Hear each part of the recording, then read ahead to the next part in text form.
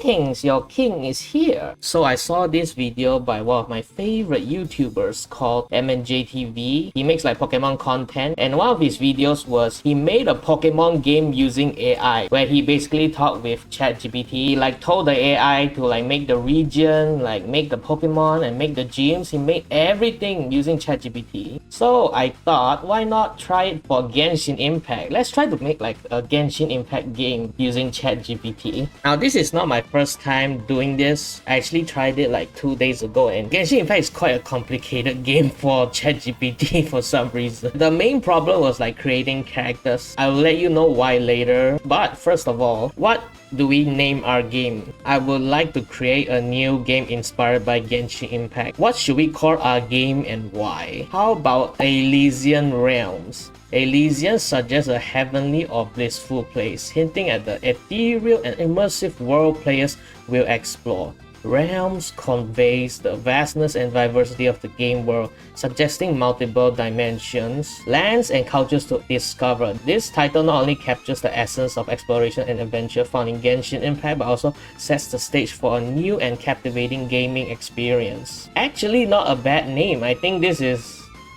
okay. What the does Elysian mean again? The second thing to decide is what should we name our world. The world name in Genshin Impact is Teyvat, for your information. Does anyone actually know what Teyvat means? For your game, how about Aetheria? Wait, Aether? What? Aether traditionally refers to the upper regions of space, symbolizing the celestial and otherworldly aspects of the game world. The IA suffix adds a sense of grandeur and universality, making it feel like a place of great significance and vastness. Aetheria evokes a sense of mystery and wonder, inviting players to delve into its secrets and explore its depths, much like they do in Teyvat. I have no idea about naming the main character of like another game as our world. I don't know. Now, next thing we need to decide are like the core gameplay aspects of Genshin Impact and implement it into our game. So first of all, it's your boy King of June here from the future, and I would like to let you know that there will be some AI generated images from this point forward of the video that represent some of the stuff in the game, like our elements and our world. However, I would like to shout out my boy Jason. I asked him to create characters in the art style of Genshin Impact for this video, and he was able to do it. It was kind of crazy. The characters were so beautiful. I'm so happy. So I hope you enjoy the design when you see them. Anyways, back to the video. So first of all, there are the 7 elements. Genshin Impact has 7 elements. We should also decide on 7 different elements to play as. What should our elements be called? Oh, what the? Okay. How about these elemental teams? Lumina, representing light and purity. Lumina wielders harness the power of illumination and enlightenment. Okay. Umbra Kinesis. What the? The embodiment of darkness and shadows. Umbra Kinesis users manipulate the unseen forces of night and mystery. You know, usually when I hear the word Kinesis, it's something to do with like the psychic type. It would be cool if it had like psychic powers as well. Aeris, connected to the air and atmosphere. Aeris users control the winds and storms, shaping the very currents of the sky. Okay, this will be our like animal element. Geoterra, rooted in the earth and land, Geoterra practitioners command the solidity of the ground and the might of the mountains. Yep, we have Geo, animal, light and dark in our game. Okay, what's next? Aquatica. Flowing with the essence of water, Aquatica adapts behind the tides and currents to their will, mastering both calm and tempest. Okay, this is good. Yeah, some of the elements will be the same, but the names are really good actually. Aquatica, that's a good like hydro element name. Pyroforge, forge in the flames of passion and intensity. Pyroforge masters channel the fury of fire and the heat of creation. Yeah, fire usually has anecdotes of passion in the descriptions. Okay, the last one, Chronokinesis. What? Manipulating the fabric of time itself.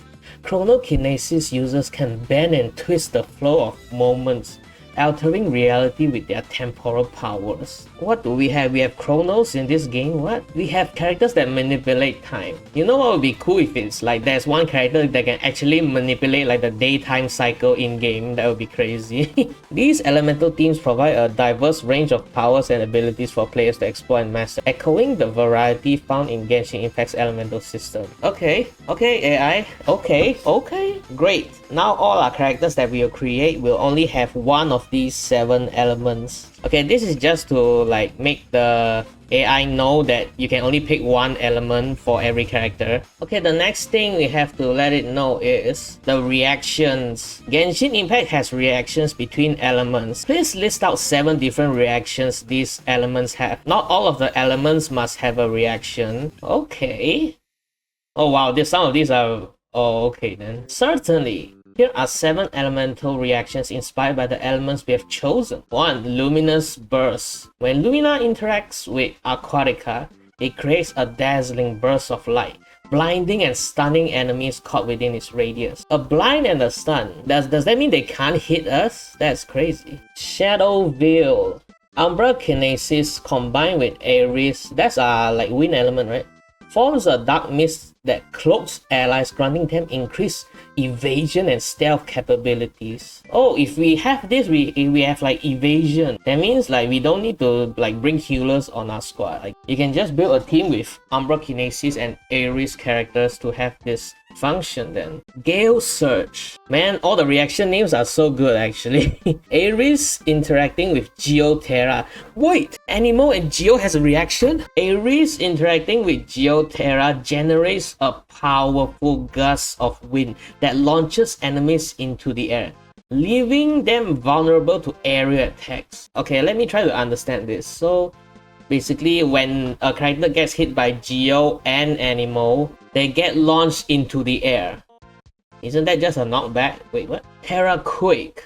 Geoterra paired with Pyroforge causes the ground to erupt in fiery fissures, dealing continuous damage and burning enemies caught in the upheaval. A Geo and Pyro reaction that causes earth flames, that's okay. You would want the enemy to stay in a fixed position. Maybe this would be good with a freeze function. Hydro Flash. Oh, that sounds pretty sus. Aquatica interacting with Pyroforge creates a steamy mist that obscures vision, disorienting and slowing down enemies while providing cover for allies. This is a little bit like a overlap. The power of Hydro Flash is sort of like the same as Shadow Veil, no? Infernal Tempest. Pyroforge combined with Chronokinesis accelerates the passage of time within a localized area, causing intense heat waves and burning damage over time. Oh man. Accelerates the passage of time? How does that work actually? Temporal Rift. Chronokinesis interacting with Umbra Kinesis creates a temporal distortion, briefly slowing down time for enemies within its radius, giving allies the advantage in combat. Wow, so the enemy can move. Well, a lot of the reactions have something to do with making the enemies unable to move. I would say like a good combo would be like for the Temporal Rift an enemy and then you apply Terra Quake. Because Terra Quake requires the enemy to not move, that's why it's good to like stun them beforehand. These elemental reactions add another layer of depth to gameplay, encouraging players to strategize and coordinate elemental combinations to maximize their effectiveness in battle and exploration. Okay, the next thing we have to decide for our Genshin clone. I will abbreviate Genshin Impact to Genshin from now on. Now, Genshin Impact has 7 regions corresponding to the 7 elements. Please give a name and an element to 7 regions and state the reasons for the name and design of the regions. The regions can be based on countries in real life. Please order them from 1 to 7 based on when we explore them in-game. This is so that when it lists the first region, we will know that we actually start in that region. Okay, let's see what it gives us. Oh, okay. Okay, based on what we are seeing right now, the names are pretty closely linked to the element. Certainly, here are the 7 regions inspired by real-life countries, each with a corresponding element ordered based on when they are explored in the game. So our first country, the first country where we land is Celestria, elements Lumina. So we start out in the light region. That's amazing actually.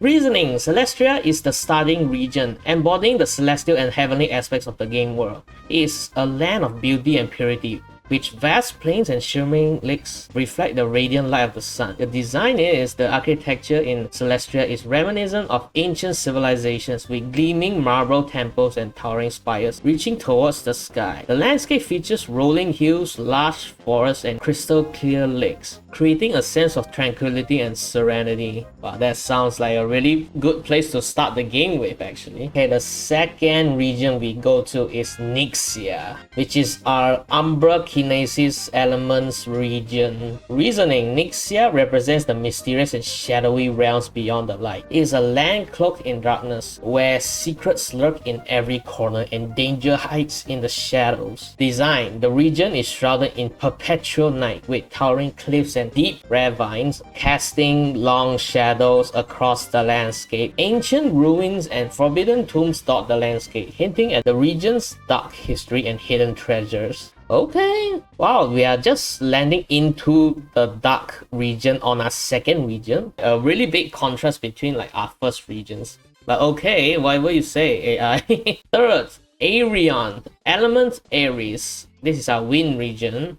Reasoning: Aerion is a region of boundless skies and endless horizons, where the winds carry whispers of adventure and freedom. Of course, the wind region has freedom in its memo, bruh. It is a land of exploration and discovery, where the air is alive with the promise of new beginnings. Design: the region features vast open plains and towering mountains, with colorful hot air balloons dotting the sky. Oh, okay. Floating islands and sky cities drift lazily in the clouds, connected by intricate networks of bridges and walkways. Okay, this is a good design. What the heck? While air balloons would be really fun to play in an open world game, to be honest. Terraforge, elements Geoterra. Reasoning: Terraforge is a land of rugged beauty and untamed wilderness, where the earth itself is a forge of creation and destruction. It's a region of elemental power, where the ground trembles with the fury of the earth. Design: the landscape of Terraforge is dominated by towering volcanoes and churning lava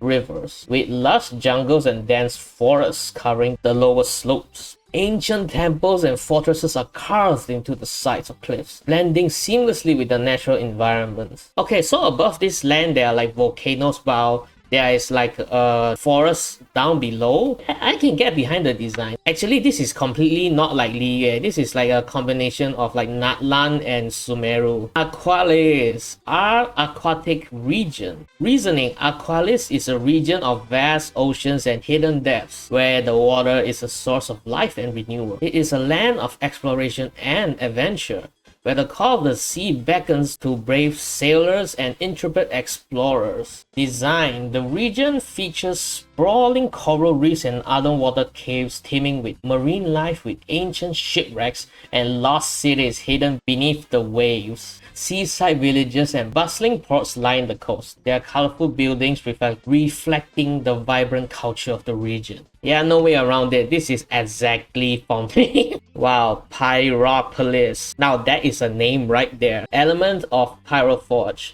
Reasoning: Pyropolis is a region of eternal flames and searing heat, where the fires of creation burn bright. It is a land of passion and intensity, where the heat of the forge fuels the dreams of ambitious souls. Everyone is just very passionate. Although in Genshin, Pyro does actually represent passion. Design: the landscape of Pyropolis is dominated by towering volcanoes and fiery geysers, with rivers of molten lava carving their way through the rugged terrain. The air is thick with the scent of smoke and sulfur, and the sky is painted in shades of red and orange as the sun sets behind the smoking peaks. Another place with volcanoes. I don't know, man. I thought we already had an area with volcanoes. Maybe the volcanoes look different, I don't know. And the last place in our story is Chronosia. Elements: chronokinesis. Reasoning: Chronosia is a region of ancient mysteries and forgotten lands, where time itself is a river and flows through the ages. It is a land of paradoxes and anomalies, where the past, present, and future intertwine in strange and wondrous ways. The region features towering clock towers and elaborate mechanisms, with gears and cogs turning endlessly as time marches forward. Ancient ruins and mystical monuments dot the landscape, their purpose lost to the sands of time. I don't know what to make of this place. It's our last region, but I think this one is the most confusing design out of the others. I don't quite get it. Maybe you're not supposed to get this place. It's a place of paradoxes. Now we have all our regions. Thanks AI. Next, we have to design our weapons. In Genshin, there are 5 types of weapons for every character to choose from. In our game, what 5 types of weapons should we have? Okay, let's take a look at what it comes up with. Oh, okay. Okay, I think I will just show you guys the whole thing. We can go through what we can get. Okay, basically, catalysts will be replaced by staffs and claymore will be replaced by axes. Okay, we don't need to complicate it. It's very simple. Can you imagine Diluc, but instead of using a claymore, he uses an axe? Now that will be a sick Diluc. Okay, another prompt just for the AI. That's great. From now on, all the characters we create can only use one of these weapons that we just created. Okay, yep. That's just to let it know. Now when we decide to create a character, please use only the 7 elements and 5 weapons we created. I would like you to list the names of the elements and weapons again. Okay, our elements: Lumina, Umbra Kinesis, Ares, Geoterra, Aquatica, Pyroforge, Chronokinesis, and our weapons are swords, bows, staffs, axes, and spears. When creating characters, we'll ensure they're aligned with one of these elements and proficient in one of these weapons. Let's dive into character creation. Oh, hold up AI, we still got a few other things we need to decide on. Wait a moment, we still have a few other characteristics add on. Our game's characters should also include a character rarity system like Genshin, mainly a 4-star or a 5-star rarity. The characters should also have different sizes like Genshin, mainly these 3 sizes: short, medium, and large. Their sex should also be male or female. Oh, okay. I was gonna ask it to recap all 5 of the requirements for a character. The AI concluded by itself. I was gonna give a prompt to make it tell me all 5 types again. Yo, AI is so good. You know what? I think I have to confirm again because I've been burned the first time already. Because when I made it the first time, the AI completely forgot the elements and weapons when we were creating the characters. Just for confirmation, please list the available elements, weapons, rarities, size, and sex again. This is just so that we are on the same page. Okay, everything looks perfect. Perfect. Okay, here goes nothing. Now we can begin creating our characters, starting with the Archons. In Genshin, every nation has an Archon representing their region and element as their god. Please create these 7 characters. Okay, here goes nothing. Okay. Oh wow, this is interesting. Okay. Now let's take a look at our Archons, baby. Our first Archon is Celestria. It's the Archon of Lumina. Oh wait, what? Oh wait, I'm getting confused. I think Celestria is the name of our region, right? Okay, the character's name is Solara, and she uses a staff. Okay, and she's 5-star. Her size is medium and her sex is female. Okay. Solara, the Radiant Archon of Lumina, is revered as the bringer of light and wisdom in Celestria. With her luminous staff in hand, she guides her people with grace and compassion, illuminating the path to enlightenment. Okay, next is the country of Nixia, and it's the Archon of Umbra Kinesis. And the name is Nocturna. Uses swords and is a 5-star rarity, female medium-sized character. Nocturna, the enigmatic Archon of Umbra Kinesis, rules over the shadowy realms of Nixia with a silent strength. With her swift blades, she guards the secrets of the night, shielding her people from the darkness that lurks in the shadows. Also, it's an Archon that actively protects the land, like a ninja. Whoa, better than Zhongli already. Next is the third region of Arion, and the character's name is Zephyrus, the Archon of Ares. He uses a bow and is a 5-star, and his size is medium and male. Hey, this is a bit too close to Venti, I think. I don't know AI, I think we might get caught. Zephyrus, the windswept Archon of Ares, commands the skies of Arion with a playful breeze and a steady hand. A playful breeze. Oh no, this is getting a bit too close. With his trusty bow, he soars through the clouds, defending his domain with unmatched precision and agility. I'm okay with that. Okay, next is the Archon of Geoterra and his female, wow, large female, Gaia, and uses a spear. Isn't this is sort of like a female Zhongli? Gaia, the mighty Archon of Geoterra, is the embodiment of the Earth's strength and resilience. With her towering spear, she shapes the land and protects her people from the ravages of time and erosion. She's a land shaper. It's sort of like Zhongli before he retired. Next is Poseidon. Okay, a bit on the dot there, buddy.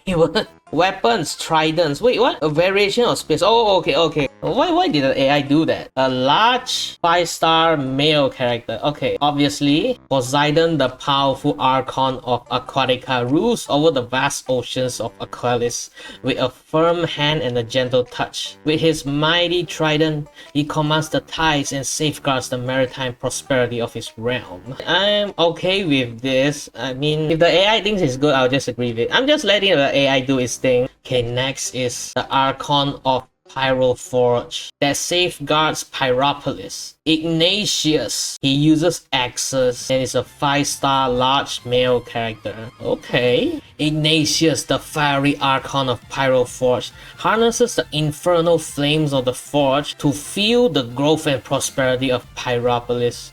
With his massive axe, he cleaves through obstacles and forges a path to glory for his people. This is Diluc, but if Diluc was an Archon, uses an axe and actually takes care of his people out in the open instead of like Batman in the night. This is a Diluc where people will actually like. If there are Diluc haters, I know there are some Diluc haters. Next is our last Archon, Kronos, a medium-sized male 5-star which wields a staff. Kronos, the timeless Archon of Chronokinesis, oversees the flow of time and destiny in Chronosia.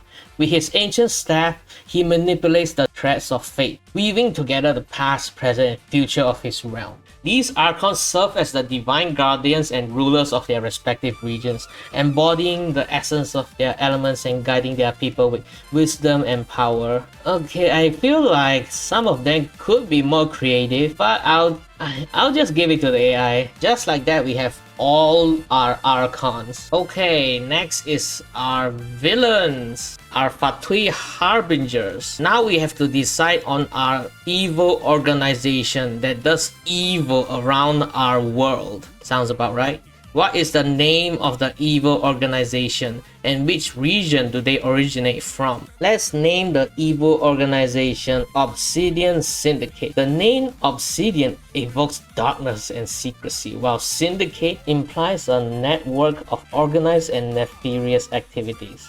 This is okay. I'm okay with the name. As for their region, let's say they originate from Nixia, a region ruled by the Archon of Umbra Kinesis. Nixia's shadowy and mysterious atmosphere provides the perfect backdrop for the clandestine operations of the Obsidian Syndicate. From the depths of Nixia's darkest corners, the Syndicate spreads its influence across the world, orchestrating sinister plots and dark deeds to further their own agenda. But Nixia is our second region, right? So we are meeting like the bad guys in our second region already. I mean, how does that work? I mean, like in Genshin, like the Fatuis are from Snezhnaya, which is the 7th region. Okay, AI, please create 7 characters that are leaders for the Obsidian Syndicate. Also, I noticed that you didn't add any short characters in our previous character creations. Please add 1 or more into these new characters for some variety, because I noticed like in the Archon creation They didn't add like any short characters. We won't have a Nahida there, but I think the bad guys is okay to add like short characters. I'm fine with my Archons all being like medium or large. Okay, I'm noticing that all of their elements are Umbrokinesis, and the weapons are not the weapons that we decided upon. Yeah, we need to remind the AI. This is what happened last time as well. Now let's see if this fixes it. All the elements are Umbrokinesis. This makes it up. Also, the weapons the characters have are not within the 5 weapons we created. Please only choose between the 5 weapons. Please also rewrite the description after deciding on the elements and weapons of the characters. Okay, what is this dual daggers thingy? Oh, what? It made one mistake though. Yeah, do I just let it go? I think I'll just let it go. Our first Obsidian Syndicate member, Malachi Shadowbane. All of these are very evil sounding names. Umbrokinesis uses dual daggers. He'll be using a sword then. A 5-star medium-sized male character. Malachi is a shadowy assassin who strikes fear into the hearts of his enemies. With his mastery over Umbrokinesis, he shrouds himself in darkness, becoming nearly invisible to his foes. His twin daggers slice through the shadows with lethal precision, leaving no trace of his victims behind. Sounds like your typical assassin character, I guess. Lilith Nightshade. Element Aries. Weapon Shadow Whip. Modified to fit within the spear's category. It's breaking my rules. I don't know how to feel. Rarity 5-star. Size short. Sex female. Oh, okay. I don't know how to feel about this. Lilith is a cunt. Oh no. FBI, open up! What the hell? Okay guys, I think I'm not gonna read this. Let's just move on to the other characters. Does the AI not know the FBI, bro? Vesper Darkstar. Element Geoterra. Oh, a Geo character in like the Fatui Harbinger. That hasn't been done yet. Spellbook. Modified to fit within the staffs category. Okay, it's a staff character but uses like a catalyst. It's a 5-star rarity character that's medium size and it's a male. Vesper is a master of dark magic. His spells tapping into the ancient power of the earth itself. With his enchanted staff, he conjures shadows and illusions to confound his enemies, manipulating the very ground beneath their feet to trap them in his grasp. His cold laughter echoes through the night as he revels in the chaos he creates. Sounds like a neat guy. Morena Frostfang. Morena? Mona, is that you? Element Aquatic. Weapons Ice Blade. Modified to fit within the swords category. Rarity 5-star. Size medium. Sex female. Morena is a deadly assassin who commands the power of frost and ice. With her ice blade, she cuts through the darkness with chilling precision, leaving a trail of frozen corpses in her wake. Her icy gaze betrays no hint of emotion as she stalks her prey from the shadows. Her movements as silent as the grave. Okay, not every character needs to be an assassin, okay? AI, we have like 4 assassins already. Grim Shadowheart, our 5th Obsidian Syndicate. Pyro Forge element, Shadow Bow. Modified to fit within the bows category. Rarity 5-star. Size medium. Sex female.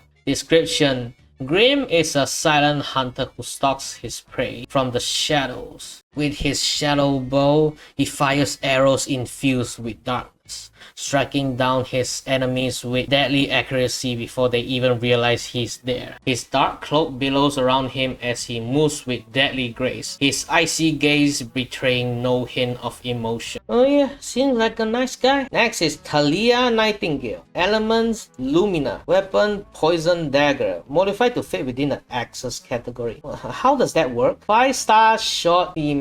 Please don't be the same as the last one. Talia is a deadly assassin. Another assassin who specializes in silent kills and stealthy escapes. With her poison dagger, she leaves no trace of her victim. Their deaths shrouded in mystery and fear. Her swift strikes and agile movements make her a formidable opponent, her icy gaze betraying no hint of remorse. Bravern Darkclaw. This is our last Obsidian Syndicate. Element Chronokinesis. Weapon Shadow Scythe. Modified to fit within the spears category. Oh, this is a bit like Arlecchino then. 5-star large male. This seems like our leader in Obsidian Syndicate. Raven is a fearsome warrior who wields a massive shadow scythe with deadly grace. With his mastery over chronokinesis, he manipulates the flow of time itself to gain the upper hand. In battle, his dark laughter echoes through the night as he reaps souls for the Obsidian Syndicate, his icy gaze piercing through the darkness with unnerving intensity. These revised characters align with the established elements and weapons, ensuring consistency and cohesion within the world of the game. No, our first character did not align. Malachi's Shadowbane's weapon is not within our guideline of 5 weapons. Please change the dual dagger to one of our 5 weapons. Okay, now he uses a sword. Okay, I was gonna let it go, but I just wanted to test it out. I'll give the AI a compliment. Now is the most important part of our game, the main character. Now, I don't want to make the AI like make a female or male version. I think just creating one type of character is enough. I think it's also like makes it more simpler. Now, let's decide on our main character. This is the character that we will start playing in our game. Please create the character. Oh, okay. Wow, we are 4-star. That's crazy. Of course, let's create the main character for our game. Name Araya Dawnblade. Elements Aries. Weapons Sword. Rarity 4-star. Size medium. Sex female. Araya Dawnblade is a courageous and determined adventurer who wields the power of the wind with grace and precision. Born under the open skies of Arion, she is driven by a sense of wanderlust and a thirst for discovery. With her trusty sword in hand, she embarks on a journey to explore the vast and wondrous world around her, facing formidable challenges and uncovering ancient mysteries along the way. Aria's indomitable spirit and unwavering determination make her a beacon of hope in a world shrouded in darkness, and her journey will shape the destiny of the realm forever. Now that sounds like a main character. That sounds amazing. Araya Dawnblade serves as the player's avatar and guide throughout the game, leading them on an epic adventure filled with excitement, danger, and intrigue. That is a great character, but please make her rarity a 5-star. I think that's better. As a 5-star character, Araya Dawnblade represents the pinnacle of power and potential, making her an invaluable ally and formidable force in the player's quest to save the world. Yeah, I think making our main character 5-star is easier. It's better as well. Now, I've been thinking like how long this video already is, so I think let's just create like one more character for every region. Great, now let's create some more characters for our world. Please create one character for each region to serve as our guide. Please include which region they're from. Please remember to mix up their rarities and sizes. Also, they do not have to be the same element as the region they're from, but they can be. Okay, this is a good variety of characters actually. Alright, let's go over our 7 characters then. Okay, in our first region, who's our Amber? Who's the one that picks us up? Aurora Starlight. Region Celestria. Element Geo. Oh, Geo, what? Weapon Staff. Rarity 4-star. Size medium and sex is female. You know, I think if Amber were Geo, right? I think having like a shield at the beginning of the game might not be so bad. Aurora Starlight is a wise and gentle scholar, hailing from the celestial realm of Celestria. Okay, true, her element may differ from her homeland. Her deep connection to the earth allows her to commune with nature and guide travelers through the ethereal landscapes of her homeland. Okay, we have a scholar here. Next is Dusk Shadow. That is a very fitting name for our region of Nixia. Element Pyroforge. 5-star bow and medium-sized male. Okay. Description. Dusk Shadow is a mysterious and enigmatic figure who navigates the shadowy depths of Nixia with ease. His mastery over fire and shadows allows him to illuminate the darkest corners and reveal the hidden secrets of his homeland to those brave enough to follow him. Okay. I feel like whenever we ever go to the region of Nixia, we'll be depressed all the way. Everyone is a mysterious figure there, like we don't know anyone there, bro. Next is Arion's Skylar Windsong. Element of Lumina. Weapon Spears. Rarity 4-star. Size large. Sex female. Skylar Windsong is a spirited and adventurous guide who soars through the skies of Arion with grace and agility. quickly. Despite the dominance of wind in her homeland, Skylar's affinity for light allows her to guide travelers through the boundless horizons and breathtaking vistas of her realm. Even though she's a light element, the light element actually helps her traverse through the animal region. That's a really good description. This description, the AI actually knows what Arion looks like. That's good. Who is guiding us through Terraforge? Atlas Stoneheart. Region Terraforge, element Aquatica, weapon access. Oh wait, this is a Hydro Claymore character. Not even Genshin has this yet. Let's go. We created our own Hydro Claymore here. Rarity 5 stars, size large, sex male. Atlas Stoneheart is a stalwart, steadfast guardian who stands firm amidst the rugged landscapes of Terraforge. His affinity for water may seem out of place in his homeland, but his unwavering determination and strength allow him to protect and guide travelers through the elemental forces that shape his realm. So our very own Hydro Claymore character, well in this case Hydro X, is our guide through Terraforge. Yeah, he is out of place here. This is a really interesting character. I would be interested in this character. Okay, next, who is guiding us through Aqualis? Marina Tightcollar. Element Umbra Kinesis, so he's a dark type. Weapon Swords. Rarity 4 star. Size medium, and she's female. Marina Tightcollar is a mysterious and alluring figure who roams the depths of Aqualis. Her shadowy presence guiding travelers through the shimmering waters and hidden depths of her realm. Despite the darkness that surrounds her, Marina's soothing voice and gentle touch offer comfort and guidance to those who seek her aid. Okay, this is like the opposite of a tsundere, right? Even though she has the Umbra Kinesis element, she has a cheery attitude. This is like if Yoimiya was a dark type, right? Okay, Blaze Inferno. What is that, a name of a character? Blaze Inferno. What are these names? What? Element Chronokinesis. Weapon Staffs. 5-star medium male. Blaze Inferno is a fiery and passionate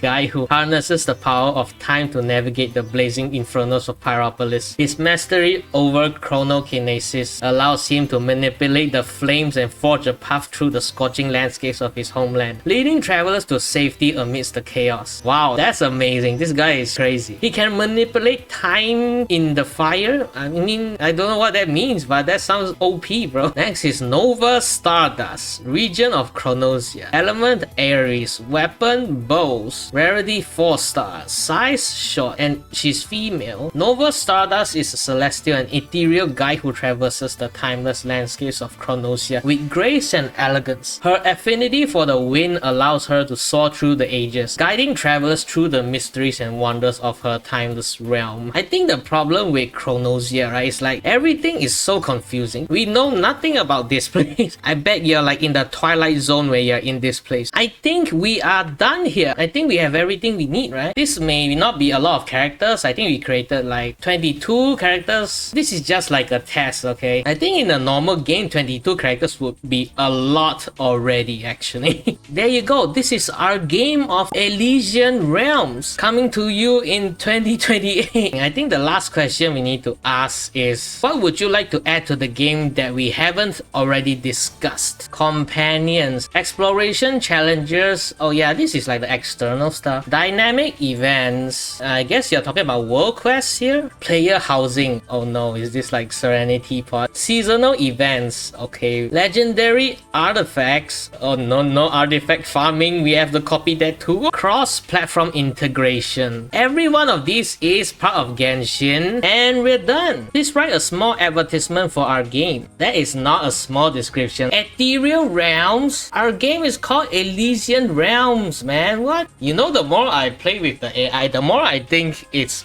more like an old grandpa with Alzheimer's disease. Like, what is this? No, our game is called Elysian Realms, as we discussed. Okay, we just list out everything and change the name again. Let me know if you had fun with this video. Until next time, as always, BAKUDAN!